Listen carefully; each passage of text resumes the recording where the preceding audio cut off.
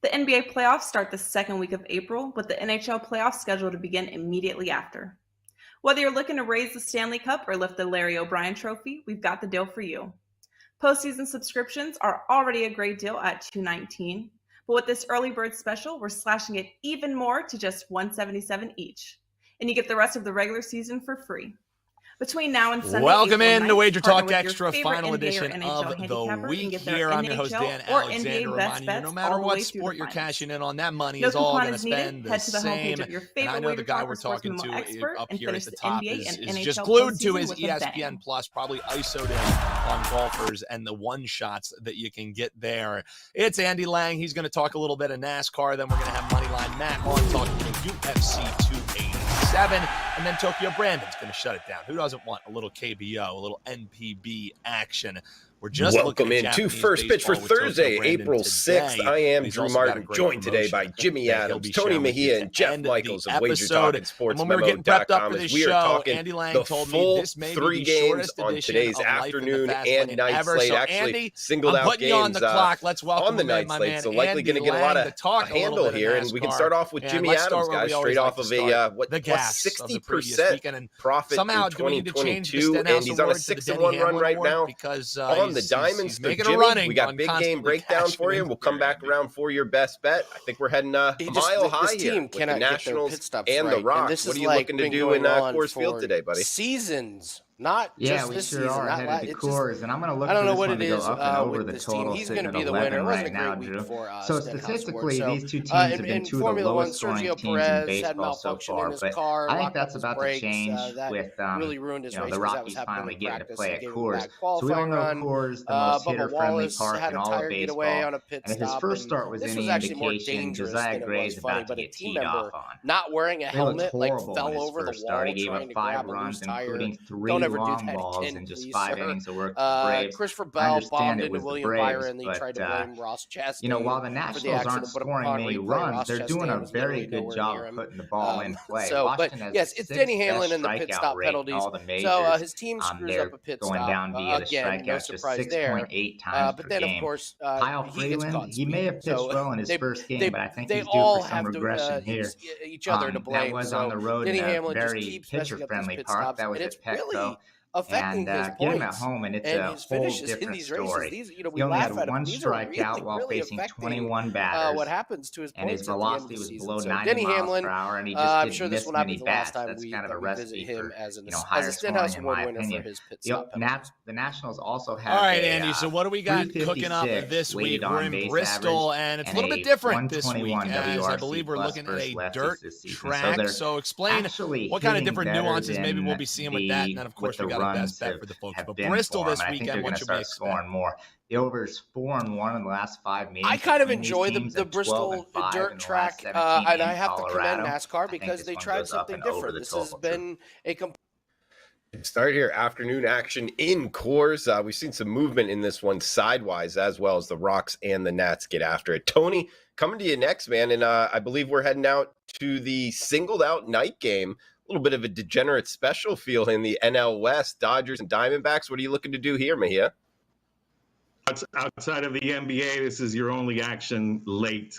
So we're going to go with Max Muncy getting a base 1.5 RBIs combined. We'll see how much we get out of that. But the bottom line here is these two teams played each other to start the season. They split a 4-game series, the Diamondbacks and the Dodgers. LA comes in a NL West leading 4-2, while Arizona comes in at 3-3. And Muncy's really done a nice job against Merrill Kelly throughout their careers. There are a number of Dodgers that have had success against Merrill Kelly, but Muncy is tops among the list, 12 for 28 with a homer and 3 RBIs. And he's really off to a slow start this season. He started off 1 for 16, and the only base hit was off of Merrill Kelly in the first inning of that March 31st game, a game that the Diamondbacks actually won 2-1. And that's a surprise because Merrill Kelly throughout his career is 0-9 against the Dodgers, including 0-5 last season, lost all starts that he had against LA. allowed 22 runs on 32 hits in 24 innings. He gave up 6 home runs. Dodgers hit 330 against him. We'll see if Mookie Betts plays today. I'm betting he will. There was an ankle sprain the other night, but they had a day off yesterday, and it doesn't seem to be too severe. The Dustin May is going for the Dodgers. He worked 7 innings, a career long, allowed just hits with a 4-to-1 strikeout to walk ratio in their first meeting. So hopefully May is back. He's had a couple of injury-shortened seasons the last few, and if he can be a stabilizing factor in that rotation that includes Urias and Clayton Kershaw and now Noah Syndergaard, then the Dodgers are going to be as formidable as ever. Like I said, the Snakes won this earlier pitching matchup, but Merrill Kelly did not last into the 5th inning. He was out actually after 3 2/3, allowed just 3 hits, but a 4-to-4 walk to strikeout ratio. And again, just a lack of success against the Dodgers. And we're thinking that Max Muncy, who homered the other night against the Colorado Rockies, starts breaking out of his slump and gets over 1.5 hits or RBIs. Tony Mejia in the house, and we'll head to Jeff Michaels up next. Check him out, sportsmemo.com. Jeff, I'm seeing the Padres and the Braves. I believe that's where you're heading. Blake Snell and Spencer Strider. It almost has like a little bit of a playoff feel, with the Padres and the Braves going at it, Jeff. What are you looking to do here in the ATL? Yeah, it's early, but it's a heck of a pitching matchup that we're going to see. I do like Atlanta here, but I think the value is going to be attacking San Diego's team total, staying under that 3.5, in my opinion. San Diego's looked a little bit better in their last couple of games. They started off with 2 rough ones against Colorado, but they've only gone over this 3.5 total in half of their games, 3 out of their 6 games that they've played this year. And Atlanta has Spencer Strider on the mound, which is the guy, obviously, the Braves want. And not to mention, the home opener for Atlanta is obviously going to be a special feeling out there, too.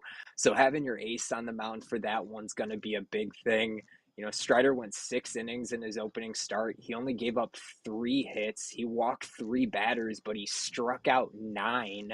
And Snell actually got roughed up a little bit in his first outing. 3 earned runs on 6 hits. He did strike out 9 as well and walk just 1. But you look at this Atlanta team, and I think that the biggest thing that stands out to me outside of the fact that it is their home opener with the emotions running is looking at these bullpens. You look at Atlanta alone, for comparison purposes, I'm going to put them against San Diego here. But regardless, Atlanta's been impressive. Both of these teams have thrown 19 2/3 innings this season out of their bullpen. San Diego's bullpen ERA is almost 6. They've given up 13 earned runs on 24 hits, and they've given up 5 home runs over that stretch. Atlanta's bullpen ERA, a 1.37. That 19 2/3 innings pitched, they've only given up 3 earned runs. That's less home runs than San Diego's given up on 13 hits, and Atlanta's bullpen's only given up 2 home runs this season. So, sometimes these team totals, I get a little bit weary because you look at those starting pitching, but you got an Atlanta bullpen here that's backing them through the entirety of the game. And like I mentioned at the beginning, I do like Atlanta here too, but I think the value's on that team total. One interesting thing I found, though, without a question, first away game of the season, when you're playing as a dog of more than 140, 42 and 106 on the money line since 2004. That's 28.4% win percentage. So big number there pointing towards Atlanta, but I don't think San Diego's even going to get that 4-run mark. I think Atlanta wins it relatively easy and holds them under that 3.5 team total, and I think that's the best way to look at this game. Jeff Michaels, sportsmemo.com, bringing the heat with the stats. Love that. Seemed like kind of a pretty good sample size there in terms of using the price point on the road there, Jeff. And you bring up Atlanta in opening day. I'll tell you this, from living in Atlanta for 8 years, also Auburn, Alabama for 5 more. Opening day in Atlanta is wild, man. It's like they get after it. In terms of Braves fans are pretty into their team overall, but for opening day there in the ATL, it's almost like a college football tailgate out there. It's a lot of fun. So something I like that you brought that into your handicap, man. It actually might be a little nudge here towards the Braves. Guys, Jimmy Adams, Tony Mejia at WagerTalk.com, Jeff Michaels, SportsMemo.com. Check them all out. It's half off Thursday. We're doing this until mid-June, guys. Each and every Thursday, you can get every play for half off, includes 5% plays. So check them all out. Tony and Jimmy at WagerTalk and Jeff Michaels at SportsMemo.com. Huge shout out to the chat box. Appreciate everybody letting us know we had a little bit of an audio issue there in the beginning. Do apologize for that, but looks like we're sailing the ship straight now, guys, and we got best bets coming up. So we'll start off here with Jimmy Adams. Speaking of sailing the ship straight here, Jimmy, 6-1 the last 7, man. You're seeing it well on the diamond. Following last year, saw your stats there in terms of plus 60% profit for 2022, man. So good baseball handicapper here from Jimmy Adams. Check him out, WagerTalk.com. Jimmy, final thoughts for the show and where you heading for best bets? Yeah, thanks as always, Drew. Running hot right now. Hit our last 4 plays, 6-1, as Drew mentioned. We're up 92.55 units over our last 224 plays. So, yeah, great time to be involved, whether you're a single game package guy or you're a long-term subscriber. Throwback Thursday, you want to get involved. I've got a best bet up tonight for just $12.50. So let's get into today's best bet, which is going to be the D-backs Dodgers under. The number is 9 last I checked. Look, the clients and I cashed a big underdog on Arizona in this same pitching matchup back on the 31st. We've seen the line drop a significant amount since then, and that was a game that ended with a 2-1 final. But I think we're looking at another low-scoring affair here as this series shifts to Chase Field, a good pitcher's ballpark. It was a team effort, really, in that game from the D-backs pitchers. Merrill Kelly not allowing a run, but pitching just 3.2 innings. He did struggle a little bit with his command, something that I expect him to correct now that he's got a start under his belt. Command not usually an issue for Kelly. And then we have Dustin May, who went 7 strong while not allowing a run. His velocity was up, which looked good, and he had a 55% ground ball percentage. So Dodgers kind of wasted a very good start out of May there. Dodgers bullpen's also been solid, 2.84 ERA collectively on the young season. And the Diamondbacks, look, this is a team that's trying to prove that they can compete with the perceived top 2 teams in the NL West. So far, I think they've done a pretty good job. The trends highly favor this under as well. The under's 12-3 in the last 15 matchups between these 2 teams, and it's 10-1 in the last 11 in Arizona. I'm going to follow that trend. We're looking at another low-scoring affair tonight. Give me the under in the Diamondbacks Dodgers, Drew. Trend is our friend as sports bettors. Good stuff from Jimmy Adams. As always, guys, check him out. That half off Thursday deal, Jimmy Adams, WagerTalk.com. And speaking of trends, I got one for you guys. My best bet, I'm going on the LA Dodgers. Singled out last game on the card. A little bit of a degenerate special feel here. But actually, I bet this personally for a reason, guys. First of all, the trend right off the top, guys. Don't want to bury the lead. The Dodgers, this is like a Ralph Michaels, Jeff Michaels stat here, guys. Going back to August 1st of 2020, the pandemic year, the LA Dodgers are 39-11 against the Arizona Diamondbacks. That's 78% win percentage. Take the spread out, take all that out, just beating them at 78% clip, 39-11, guys. Absolutely dominating the series. Speaking of dominating, Dustin May, the Dodgers starter, dominated the Diamondbacks the first time around. He only gave up 3 hits in 7 innings. I think we see more of the same in this Dodgers lineup. Top 5 by weighted runs created plus number, over 80 points better to this point in the season than the Diamondbacks. We get the better lineup. We get the better bullpen. We get the better starter. We were laying minus 143, guys. Now it's as high as minus 155. Looking at the Wager Talk Live odds screen, the low water mark right now, minus 147. That's my best bet for the show on the Dodgers, 10-10 Eastern first pitch. So give me the Dodgers, lay the wood there. We'll head to Tony Mejia up next. Guys, of course, check him out. Half off Thursday here. Tony, what do you got for final thoughts for the show and your best bet? Yeah, I got an MLB package up for just $9.50 for the later starts. And my freebie is part of that package. It's Spencer Strider topping 7.5 strikeouts. And that's juiced at minus 135 at DraftKings from what I've seen. And look, Strider had 9 strikeouts in his first start. He went into his final inning of work, the 6th, with just 6, and I needed one more because the number was 6.5. He struck out the side. He's had 9 strikeouts in 6 of his last 7 regular season starts dating back to last year. No sophomore slump for Strider. He had gave up 3 hits, just 3 walks with those 9 strikeouts in a 7-1 win against the Washington Nationals. Now he's going back home to open the home schedule for the Atlanta Braves at Truist Field. Strider was 6-1 with a 2.17 ERA in 10 home starts last year. Opponents hit just 176 against him, and he had an obscene 114-21 strikeout to walk ratio. He pitched 2 games out of the bullpen early in the season last year against the Padres. Current Padres are just 1 for 15 against him. Juan Soto has the only hit. It was a single. So Strider really, I think, is the way to go. I'm not gung-ho on the Braves winning this game, at least by margin. To avoid paying that juice on just the money line, especially with Blake Snell on the mound. But I'm big on Strider getting the job done and keeping the Padres really subdued. They've struck out 54 times through the first 6 games. That's an average of 9 per game, and are hitting the road for the first time. Let's go Spencer Strider over 7.5 strikeouts, juiced at 135 at DraftKings. Braves opening day game at Mejia Dinero on Twitter. Dinero, meaning money in Spanish. Speaking of money, check out Jeff Michaels, sportsmemo.com. He ended MLB last year on a 65% run.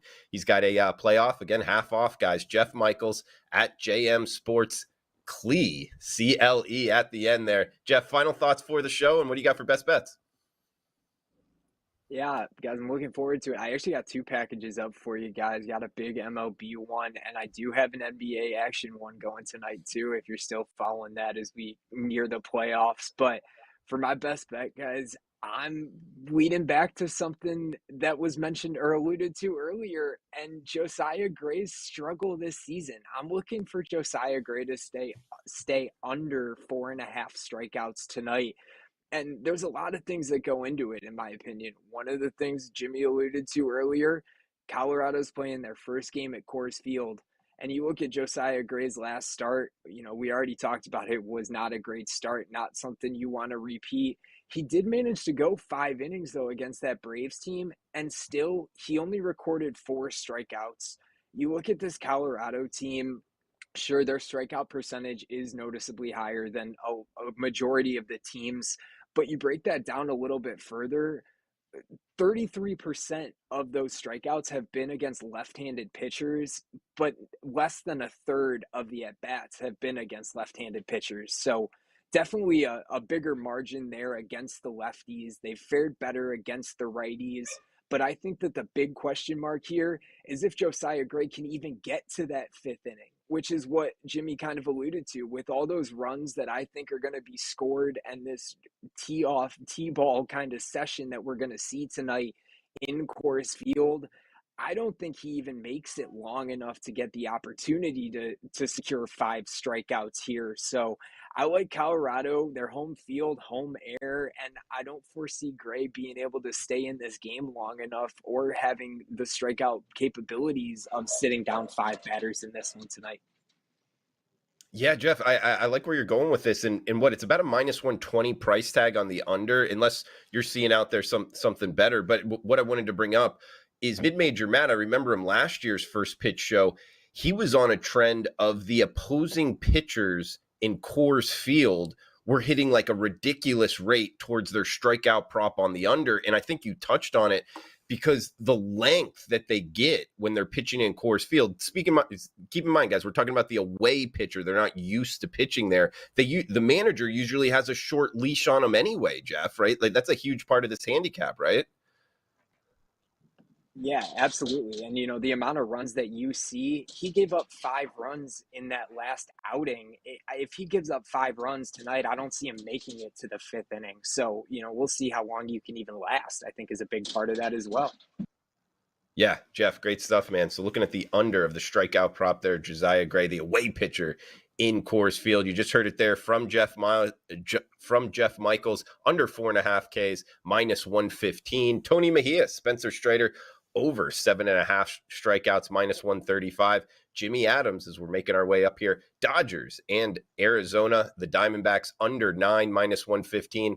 And I am on the Dodgers, -147, the low water mark right now. In the nightcap for Jeff Michaels, sportsmemo.com, Tony Mejia, and Jimmy Adams at WagerTalk.com. I am Drew Martin. Guys, thanks for tuning in. Please smash that like button. Huge shout out to the chat box. Feel free to reply below and cash those tickets, guys. Same place tomorrow. Come back and join us. Thanks for tuning in. The NBA playoffs start the second week of April, with the NHL playoffs scheduled to begin immediately after. Whether you're looking to raise the Stanley Cup or lift the Larry O'Brien Trophy, we've got the deal for you. Postseason subscriptions are already a great deal at $219, but with this early bird special, we're slashing it even more to just $177 each, and you get the rest of the regular season for free. Between now and Sunday, April 9th, partner with your favorite NBA or NHL handicapper and get their NHL or NBA best bets all the way through the finals. No coupon is needed. Head to the homepage of your favorite WagerTalk or Sports Memo expert and finish the NBA and NHL postseason with a bang.